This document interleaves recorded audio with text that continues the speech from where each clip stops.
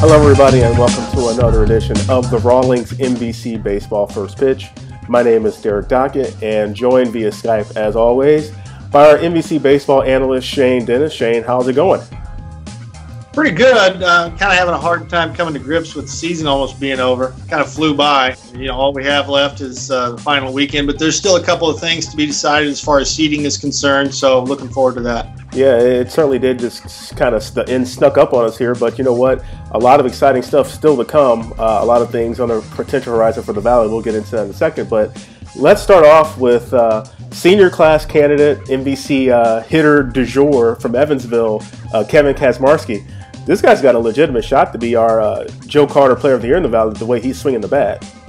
I can't imagine anybody else will get it. And something I was looking at as recently as 5 or 6 days ago was a real shot at him hitting 500.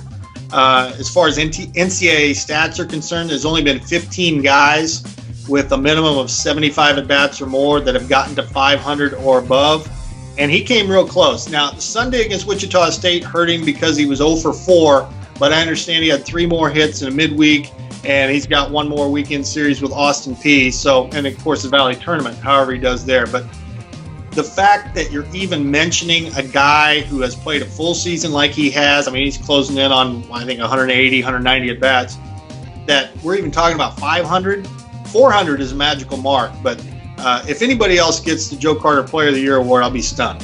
Yeah, he's had a pretty impressive year right now. As of right now, hitting 480. As you mentioned, 175 at-bats. So some more baseball yet to be played, so we'll see where Kevn ends up. As we said, more baseball will be played. Dallas Baptist and Missouri State have been at the very top of the college baseball RPI for the second half of the season. Dallas Baptist all season long being in the 1 or 2 spot in the RPI. But these two teams have some opportunities possibly to host regionals once we get into postseason play.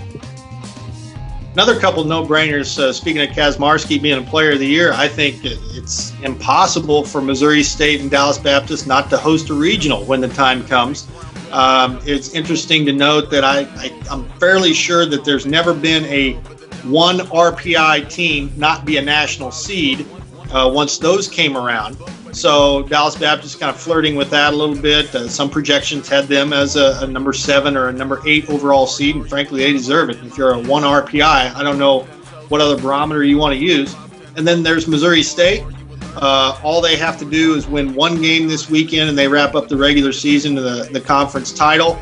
And their resume is plenty good enough to get a host and a 1 seed at a regional. So really exciting times. And of course, we've talked about Bradley too.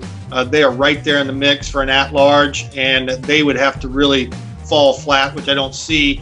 And even if they did, I'm not sure that they would fall out of consideration for at-large NCAA tournament berth. So pretty exciting times. We've talked about it a couple of different times on First Pitch, but those teams continue to build momentum toward the postseason. Yeah, a key series we'll look at this weekend as the regular season wraps up. Bradley will travel to Missouri State to conclude the regular season, so we'll see how that all shakes out. And as we said, before we get to regionals, before we get to NCAA play, we've got the conference tournament returning to Wichita, first time since 2010. Chance for teams to make their final mark and make their final push for NCAA bids, and obviously the automatic bid on the line as well. Well, and you got to put Wichita State in that mix now too. They've won 8 in a row at home, and getting the conference tournament at home, maybe the timing is just right for them. They certainly need a lot of things to continue to go right for them as they've struggled to stay healthy.